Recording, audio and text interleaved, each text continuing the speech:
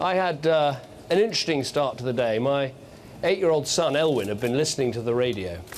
And so he burst into the bathroom and he said, "Dad, I'm going to follow your lead. I'm going to abandon school today and do something to save the United Kingdom." I said, "I'm sorry, it doesn't really work quite like that."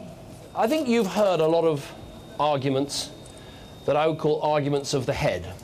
Arguments about whether Scotland would be better off, more prosperous, stronger, safer inside the United Kingdom or not. I like to think that the Better Together campaigns made some very strong arguments of the head, backing those up.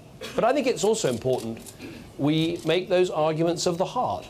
We talk about what we care about, how we feel about this amazing country, the United Kingdom, that we've all built together. And sometimes people say to me, why do you feel so strongly about it? I mean, after all, coming to Scotland, here you are, a Tory leader with one member of Parliament.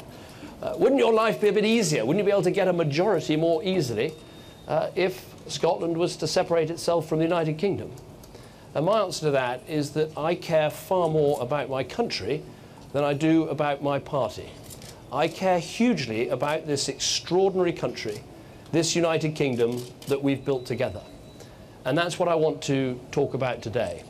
Because I would be heartbroken if this family of nations that we've put together and that we've done such amazing things together, if this family of nations was torn apart.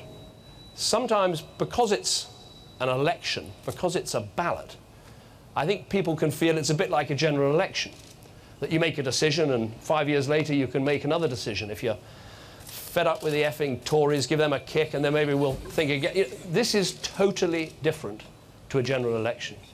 This is a decision about not the next 5 years, it's a decision about the next century.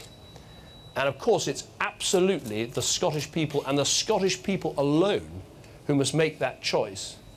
But I think it's really important everyone knows the scale of the choice being made, that if Scotland votes to separate itself from the United Kingdom, it's voting irreversibly to separate itself from the institutions that we've built together.